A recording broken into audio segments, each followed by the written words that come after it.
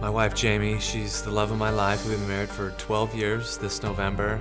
We're best friends. We share a lot of great hobbies. Fishing's one of those things, and this trip that we took, it was almost our last trip together. So the date was June 6, 2012. We arrived at the top of Hell's Canyon Dam, and then there's about a 20-30 minute hike down from the dam to the river to where you can fish. I took the line, all of a sudden it hollers, "You've got a fish on!" And so I took a step back, and that step was off of the 12-foot cliff.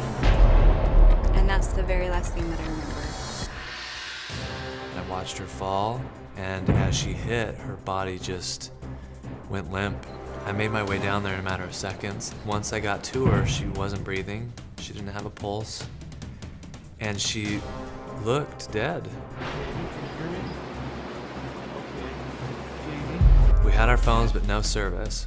There was another fisherman, and it turns out he had a cell phone that had service, and he was able to put in the initial 911 call. They're coming down. They're on their way, okay?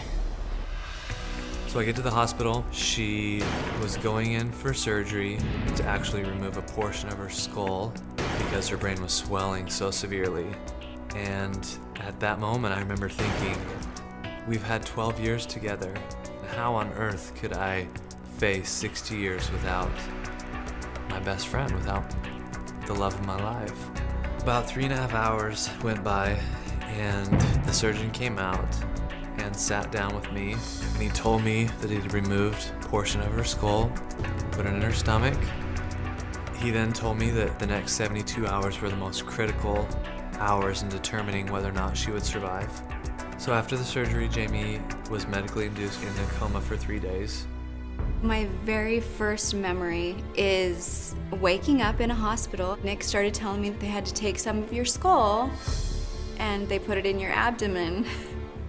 I had never heard of anything like this before. She was released to come home with the skull still in her stomach. The second surgery was going to happen, and there were two main concerns with that surgery. One, of course, was infection, and then the second one was that the bone would not be recognized by the body, and essentially that it would reject it. The minute they put that skull back in my head, everything just regulated, and my body just started responding. I had more energy, my headaches were gone. For the most part, my body was healed.